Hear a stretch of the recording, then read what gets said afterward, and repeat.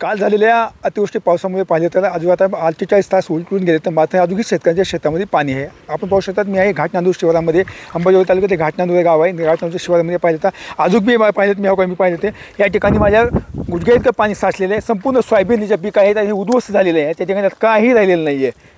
खरं तर पाहिलं तर या ठिकाणी पाहिलं तर आता संपूर्ण हाताचं आलेलं शेतकऱ्याचं पीक झाले. आता सुद्धा पाहिलं तर 48 तास उलटून गेलेले. मात्र या सोयाबीनच्या पिकामध्ये आता सुद्धा गुडघ्या इतकं पाणी आहे. शेतकऱ्यांनी करायचं काय? अजूनही तात्काळ पंचनामे नाही. सरकारने सांगितलं किंवा अशा शेतकऱ्यांना तात्काळ मदत दिली जाईल. पंचनामे केले अजून कुठलंही माझ्यासोबत शेतकरीचा तर काय सांगाल? आता 48 तास उलटून गेलेलं आहे.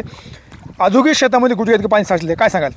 गेल्या 2 दिवसापासून चालू असलेल्या पावसाने पूर्ण सोयाबीनचं शेत आमचं नष्ट झालेलं आहे. खूप मोठा पाऊस आजपर्यंत मी माझ्या आयुष्यामध्ये एवढा मोठा पाऊस पाहिला नाही. एवढा पाऊस आमच्या घाटनांदूर शिवारात पडलेला आहे.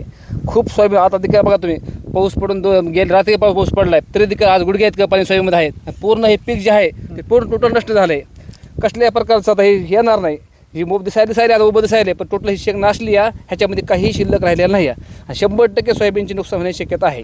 अजून मी सकाळपासून पाहिलं तर ढगाळ वातावरण आहे. अजून इथे लहान लहान पाऊस पडत आहे. पाऊस 100% अजून येण्याची शक्यता आहे. आभाळ फुल भरलेलंच आहे. अजून पाऊस सांगतं, हवामान खातं पाऊस सांगतेच. अजून जर डबलचा पाऊस पडला तर ही काहीही येणार नाही. शेतकऱ्याला उपासमारीची वेळ आल्याशिवाय राहणार नाही. एकीकडे पाहिलं सरकार म्हणतं की तात्काळ शेतकऱ्याला अनुदान दिलं जाईल, त्याचे पंचनामे केले जातील. मग तुम्हाला काही पंचनामे झाले काही? कसल्या प्रकारचं कुणीही पंचनाम्याला आलेलं नाही आहे. सरकारचं फक्त आश्वासन, कागदावरच आश्वासन आहे. कसल्या प्रकारचं येणार नाही. शासनाने डिक्लेअर केले कुठं 8,500 हेक्टर काय होणार? 45 रुपये गुंठ्यानं काय होणार आहे? इथं आमचं हजारोच नुकसान झालं आहे. सरकारमध्ये तुम्हाला 85 रुपये गुंठ्याप्रमाणे देत आहे. ही उपयोग नाही. सरकारने तात्काळ वाला दुष्काळ जाहीर करून शेतकऱ्यांची कर्जमाफी करायला पाहिजे. शेतकऱ्यांना भरीव मदत करायला पाहिजे. पंजाब सरकार त्या राज्यामध्ये 50,000 रुपये हेक्टर मदत करतं सरकार, आणि आपलं सरकार हेक्टरी 8,000 करतं. चुकीचं आहे. आता पाहिलं तर काही दिवसानंतर पाहिलं दिवाळी आहे, दसरा आहे. प्रत्येकाच्या घरामध्ये दिवाळी आनंद साजरी करायचं. शेतकऱ्याला एवढं मोठं संकट आहे. शेतकऱ्यांनी दिवाळी करायची नेमकी कशी? आता करू शकत नाहीत. शेतकऱ्याची दिवाळी गोड होऊ शकत नाही साहेब. का जे कष्ट करून जी सोयाबीन पिकवलं होतं ते सर्व पिकाची जर माती होत असेल तर शेतकऱ्यांनी खायचं काय आणि कशा प्रकारे दिवाळी करायची? होऊ शकत नाही. शेतकऱ्याची दिवाळी ही अंधारात जाणार आहे. सरकारने ह्याची तात्काळ दखल घ्यावी. सर्व शेतकऱ्याला सरसकट नुकसान भरपाई द्यावी, कर्जमाफी द्यावी. ह्याच्याशिवाय पर्याय नाही. शेतकऱ्याची फार उपासमारीची वेळ आलेली आहे.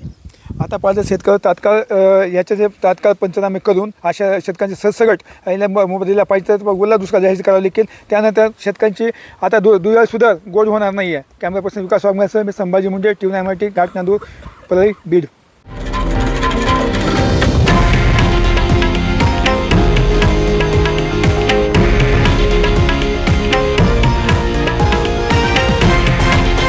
हे आहे देशातील नंबर 1 न्यूज नेटवर्क आणि आपण पाहत आहात TV9 मराठी, एकमेव.